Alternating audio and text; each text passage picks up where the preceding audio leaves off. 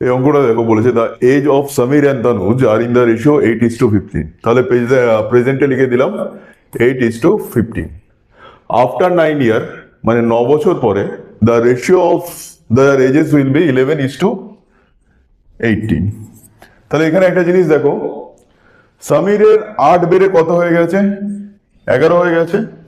আর তনুজের 15 বেড়ে 18 হয়ে গেছে। দুজনেরই কত পয়েন্ট করে বেড়েছে রেশিও করে? 3 পয়েন্ট করে।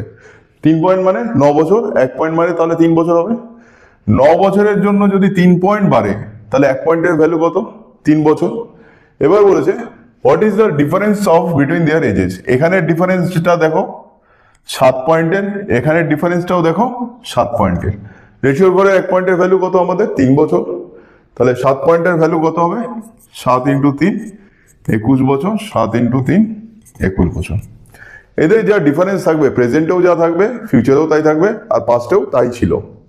মানে ডিফারেন্সটা, যেহেতু দুজনের বয়স সমান সমান বাড়ছে, তাহলে ডিফারেন্সটাও সেম থাকবে। আমরা প্রেজেন্ট থেকেও বের করতে পারি, ফিউচার থেকেও বের করতে পারি। ওকে, এই অঙ্কটা দেখো, অজয় অ্যান্ড বিজয়ের প্রেজেন্ট এজ কত বলেছে? Ajay is to Vijay 3:4। After 5 year, ফিউচারে গিয়ে তাদের রেশিও হয়ে যাচ্ছে কত? Ajay is to Vijay 4:5। এই অঙ্কটা দেখেও তোমরা করতে পারো, লেখার কোনো দরকার নেই। 5 বছরের জন্য অজয়ের বেড়েছে 1 ইউনিট, আর বিজয়ের বেড়েছে কত? রেশিওর ঘরে 1 ইউনিট। তাহলে 5 বছরের জন্য যদি 1 ইউনিট বাড়ে, রেশিওর ঘরে 1 ইউনিটের ভ্যালু কত? 5 বছর। তাহলে আমাদের চাই কি? What is the age of Bijoy present. প্রেজেন্টে বিজয়ের কাছে 4 ইউনিট আছে, রেশিওর ঘরে 1 ইউনিটের ভ্যালু 5 বছর। তাহলে 4 ইউনিটের value 4 × 5 = 20 years. Option C right answer. Clear?